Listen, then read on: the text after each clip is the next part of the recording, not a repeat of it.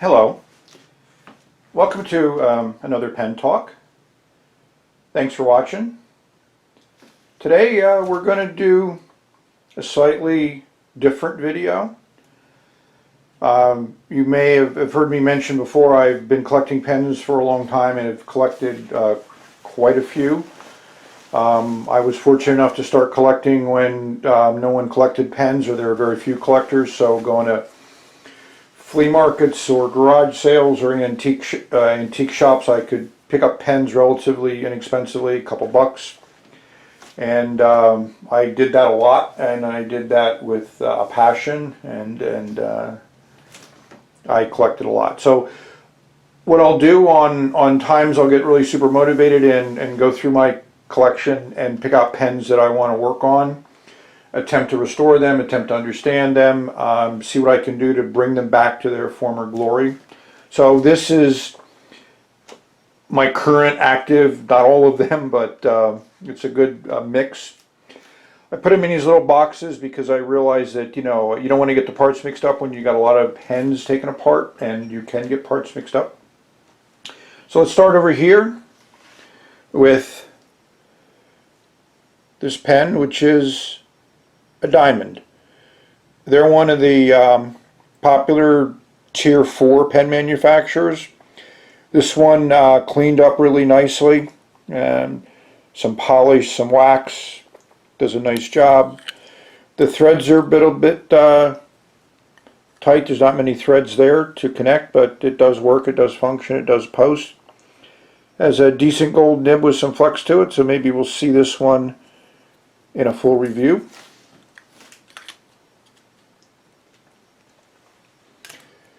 These are two pens I just picked up out of my collection because I just think they're extremely interesting. They may be tier 5 manufacturers, who knows, no precious metals. It's just one of the many variations that fountain pens have. And I came across the Pelican 120, which has been restored. It works great. Nice window there that's clear and has interesting steel point. This is an Anato piston filler. I'm not going to try to repair this. Gramia, I watched his videos on repairing them. I think the pen looks interesting, so it will probably be sent to him for repair. These are two pens you may not recognize until you see Waterman on one of the clips there. Who knows, one's a lever fill, one's not. If you open these up, and I don't even know if that's the right cap, it just has a steel nib. And this one just even gets more bizarre as you open it up. It's just, you know, I'll look at them, I'll research them. You know, I don't know whether I'll get them in writing order or not, but they're just something that I find interesting. This may be familiar to many. This is a Parker 45. I love the blue color, aerometric filler. This has been totally cleaned and flushed, ready to be assembled and written with. We may see that in an upcoming video.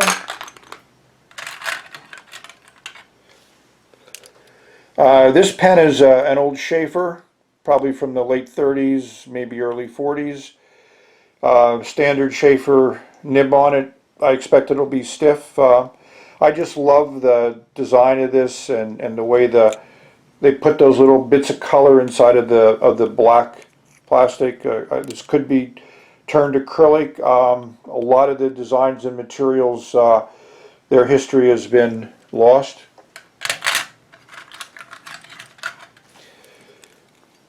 This is another Waterman. I do have a substantial number. They're probably the pen manufacturer that I have the most of. This one needs a lot of work to get it functional. There's cracks in the bottom of the barrel.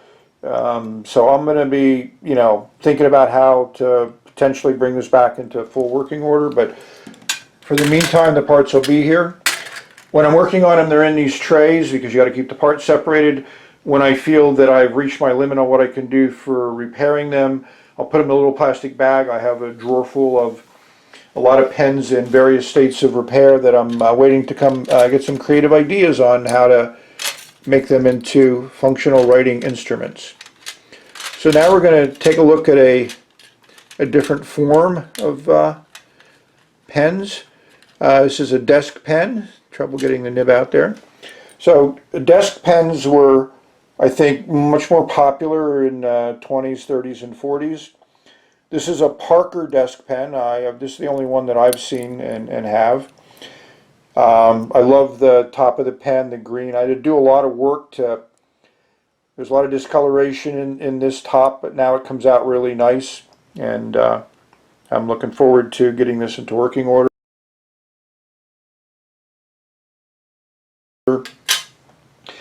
Classic section, you notice there's threads on the back, so this screws into the barrel, which makes, once you put a bladder on here, a challenge.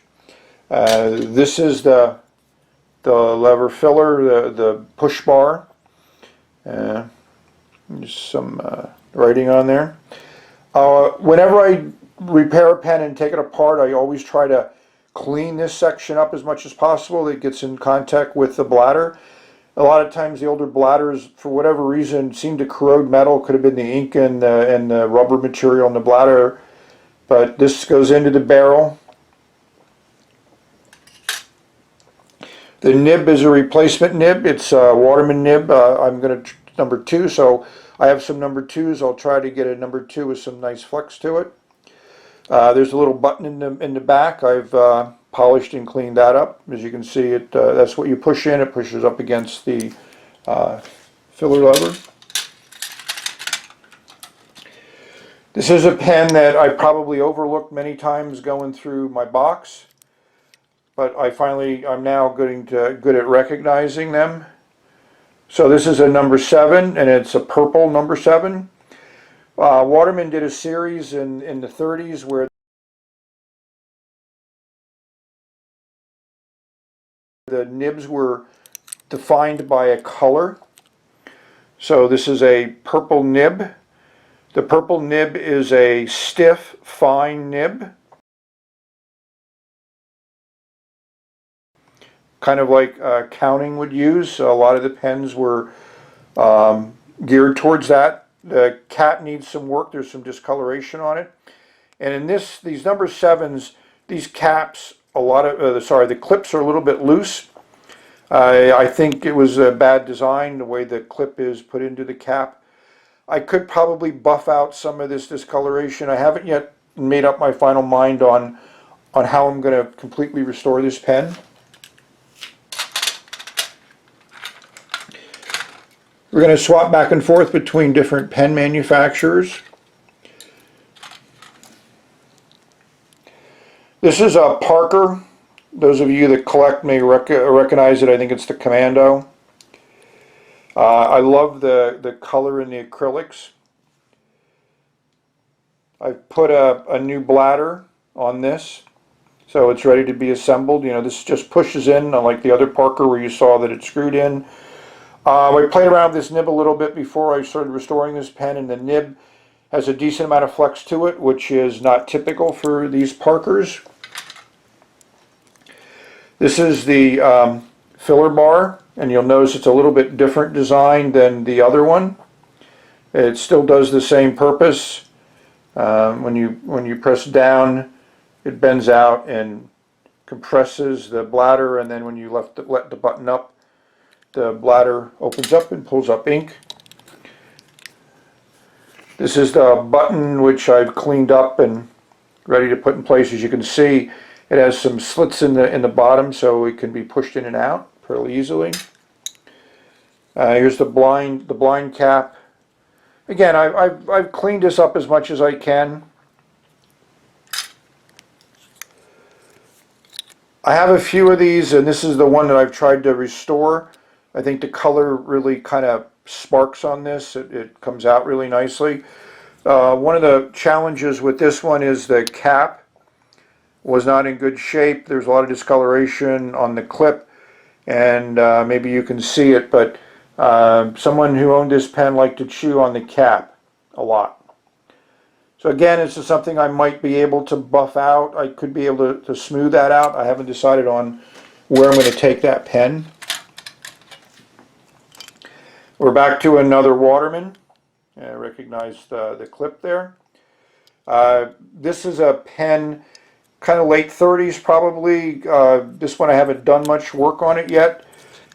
These pens, many of them that Waterman made had a translucent plastic end to the barrel, which that end, for whatever reason, didn't survive much. They cracked, they fell off, so that one doesn't have one. There's people on the internet who will replace those for you.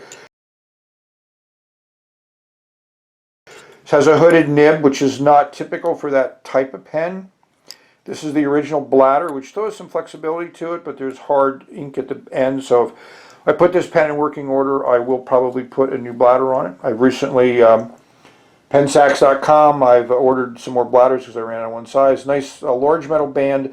I don't particularly find this aesthetically pleasing, but again, I'll work on the pen to understand it, get it writing, and you never know, it might be an interesting writing experience.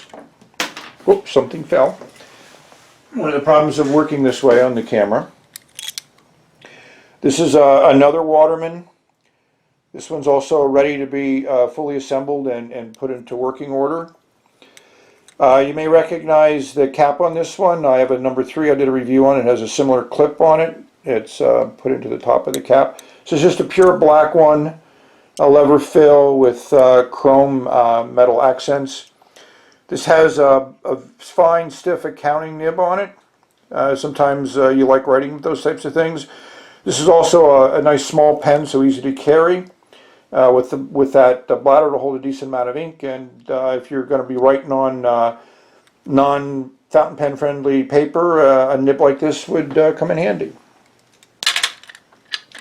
And last but not least in this eclectic collection of writing instruments is a pen that I probably purchased in the 80s.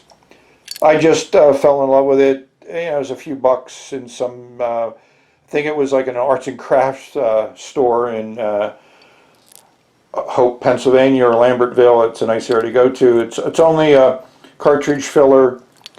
Nothing fancy about it. I did write with it for a while, so I know it'll perform well, but it's just a nice, interesting looking pen. As you probably know from my other videos, I enjoy all the different variations of pens that have been made over the 100+ years that they've been made. And sitting for future consideration there's a bag of combos. One end is a pencil, which you can see there. The other end is a fountain pen. At one time I was passionately collecting these pens, and I have a few of them. They were generally maybe a buck if that, because nobody ever really looked at these and collected those, but they're very interesting, incredible variety. So hopefully when I get in the mood, you'll be seeing a video of these in more detail. And we'll close with combo that I've restored. Again, I just find the colors and the design of these pens to be interesting. There's a lever fill. There's the pencil on the other end. This unscrews to reveal an eraser, which is not there, so I'd have to find one to put in there. I've actually cut erasers to fit in there at one time. You have to erase something quickly, it's going to be a challenge. Again, unscrew the cap, just a classic steel nib. It does post nicely. So when it's posted, you would think it'd be a normal pen until you realize that it's actually a pencil on the other end. So that's it. It's my little view into my world. Hopefully you found it interesting, maybe stimulating. Maybe you'll go out and look for some pens. You never know where you'll find them. Flea markets, garage sales, old antique stores off the beaten path. You know, collecting isn't what it used to be. When I started collecting, almost every pen that you saw was, I'd call it a virgin pen, so it probably hadn't been written with for many years. Now you find a lot of collectors' pens that have been recycled into that market. So whatever you do, hopefully you find it enjoyable. Buying new pens is also great. They work certainly with a lot less effort than these pens take to get them working, but I enjoy the effort. I enjoy the challenge. So hopefully you found this enjoyable, interesting, educational, fun. So may all your writing experiences be pleasurable, and may you have many of them. Have a good day.